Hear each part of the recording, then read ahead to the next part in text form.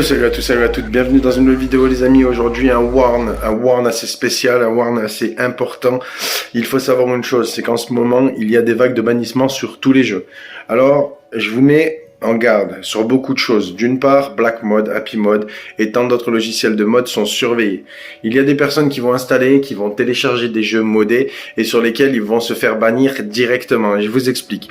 Les adresses IP qui ont été installées sur vos appareils servent à retracer vos mobiles, vos tablettes, vos appareils en général. Et il faut savoir une chose, c'est que quand vous allez installer l'application, ce soit n'importe quel logiciel de mode, il va y avoir une traçabilité qui va être faite. Donc même si vous travaillez en anonyme, en soi, que vous avez un VPN, etc., et que vous téléchargez directement les jeux sur les applications cloud, il y aura quand même un risque. Le risque est tel que déjà, dans un premier lieu, quand vous allez installer Happy Mode, vous allez vous connecter pour la plupart d'entre vous, et c'est une très grosse erreur.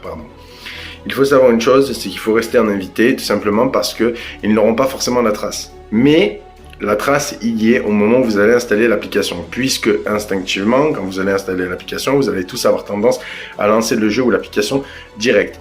Il faut savoir une chose, c'est installer un VPN. Un VPN, c'est quoi? C'est une protection de déroutage d'adresse IP. Ceci vous permettra non seulement de pouvoir jouer en toute sécurité, mais aussi de ne pas avoir de traces tangibles de votre passage sur l'application. Que ce soit Happy Mode, Black Mode ou d'autres, il y a cette difficulté à ce jour de pouvoir télécharger des modes.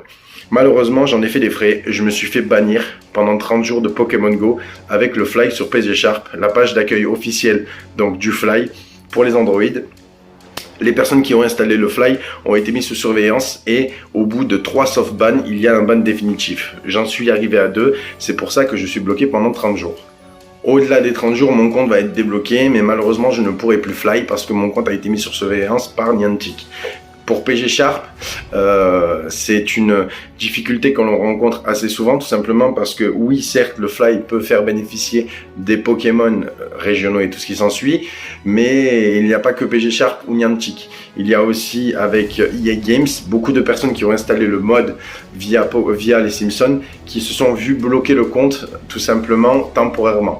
Alors, difficulté à surmonter, oui certes, mais il y a une possibilité de passer au-delà du blocage de chez EA Games pour la connexion au jeu, et c'est pour ça qu'il faut relancer le jeu beaucoup de fois pour arriver à passer au-delà de l'image de Bart tout simplement et d'arriver à rentrer dans le jeu. Il y a d'autres jeux comme ça, Mutiny et tant d'autres, Last Day on Earth et tant d'autres jeux. Je vous conseille de faire une liste des jeux que vous avez utilisés sur Happy Mode ou sur Black Mode ou tant d'autres logiciels de mode, de cloud modé, parce que on va faire un recensement directement dans les commentaires ou sur l'espace communautaire pour récupérer les informations du nombre de jeux qui ont été bloqués. Il faut savoir que cette difficulté peut être surmontable, bien sûr, avec le temps. Avec le temps, on trouvera bien un moyen de récupérer les ressources et ou de faire tourner les informations à d'autres personnes qui utilisent le Fly, qui utilisent les mods, qui utilisent les glitches pour avancer plus rapidement dans les jeux, parce qu'il est vrai qu'aujourd'hui, pour les jeux en MMORPG survie ou en multijoueur, il y a cette difficulté du temps. Le temps, en règle générale, c'est quelque chose quand même que l'on prend quand on joue à certains jeux.